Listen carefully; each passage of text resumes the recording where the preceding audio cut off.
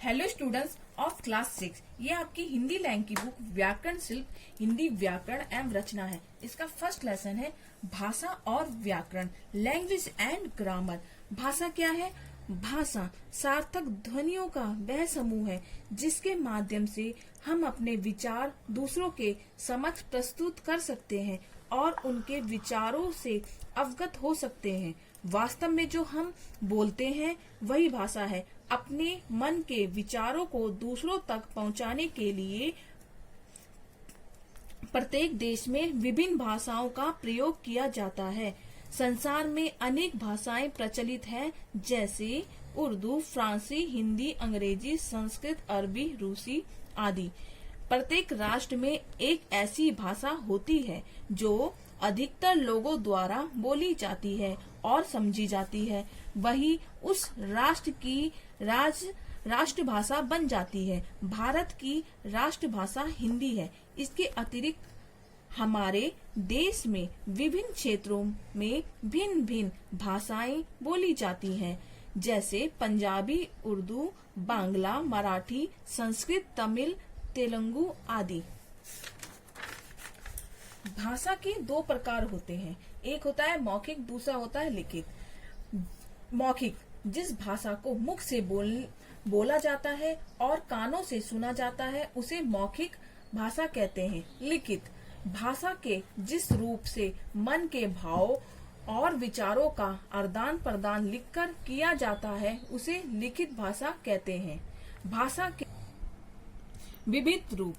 मातृभाषा यह भाषा का वह रूप है जिसे बालक अपनी माँ तथा अपने परिवार से सीखता है।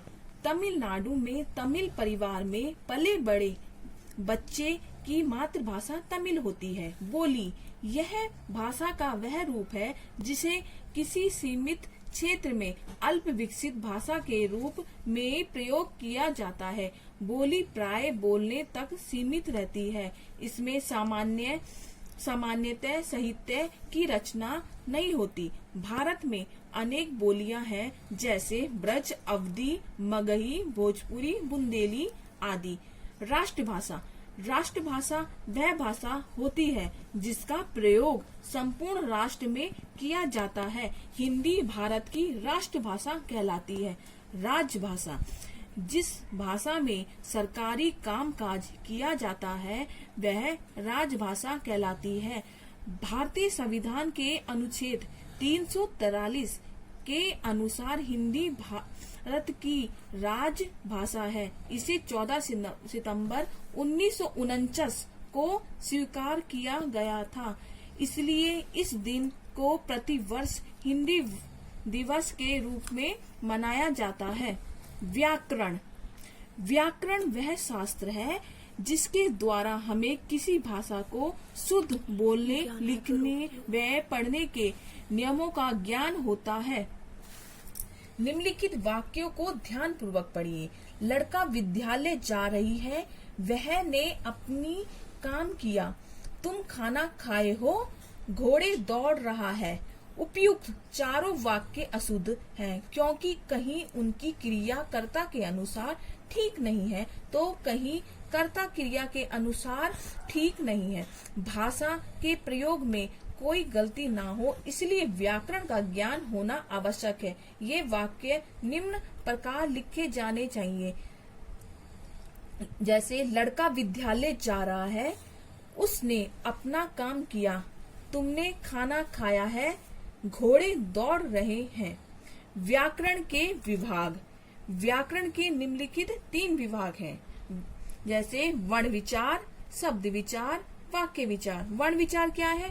व्याकरण के इस विभाग में वर्णों के आकार, भेद, उच्चारण और संयोग के बारे में विचार किया जाता है।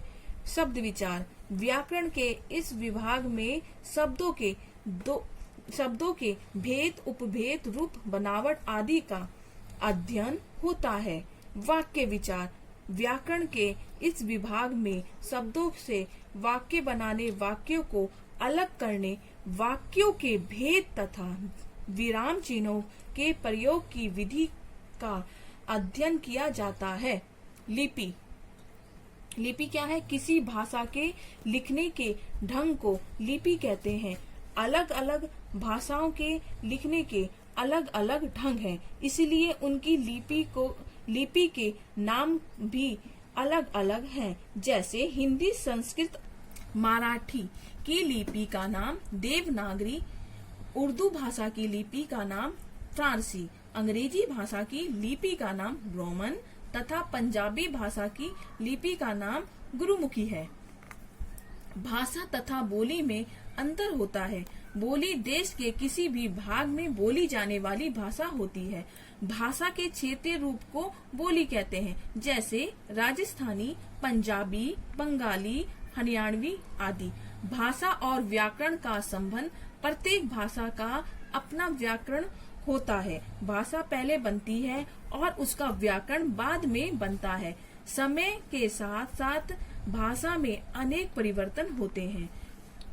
व्याकरण इन सब की समीक्षा करता है। व्याकरण से हम शुद्ध बोलना, लिखना तथा शुद्ध रूप से पढ़ना सीखते हैं। व्याकरण ही भाषा के लिए नियम बनाता है। इस प्रकार हमारा फर्स्ट लेसन भाषा और व्याकरण कंप्लीट होता है।